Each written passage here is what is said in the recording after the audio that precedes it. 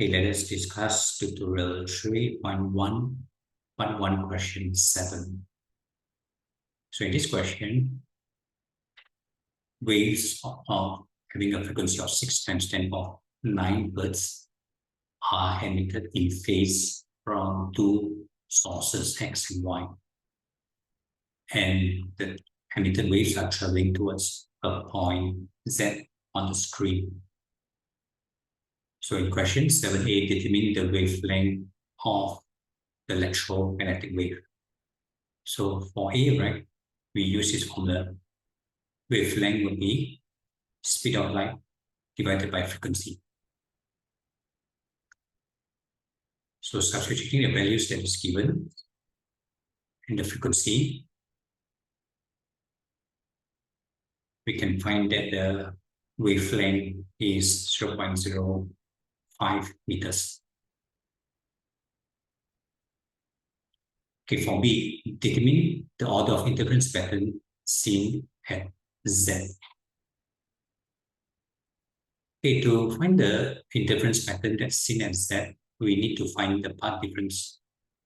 We can see that the light source that's emitted from X has traveled through 1.380 meters to reach point Z, whereas the source that is emitted from Y has to travel 1.230 meters to reach point Z. So you can see the X is travel longer. So the path difference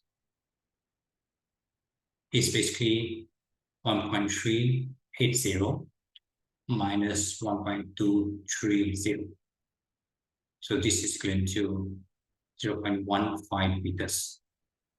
So this means that the electromagnetic wave that's emitted from X has to travel 0.15 meters longer as compared to the electromagnetic wave that's emitted from point Y.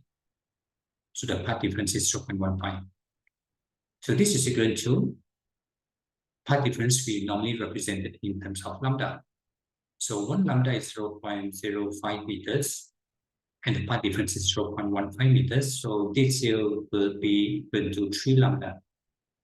So in other words, the electromagnetic wave that's emitted from X has to travel 3 lambda longer as compared to the electromagnetic wave that's emitted from point Y. So in this case, the order of interference pattern as seen at point Z. So since it's the whole number lambda, so I'll see constructive interference. Okay, what order of interference pattern that I will see? I will see the third order constructive interference. Must take note for constructive interference. And right, always start with 0, 1, 2, 3, and so on. So n is always an integer. The order that I'll see will be from the central maximum, I'll see the 0 order constructive.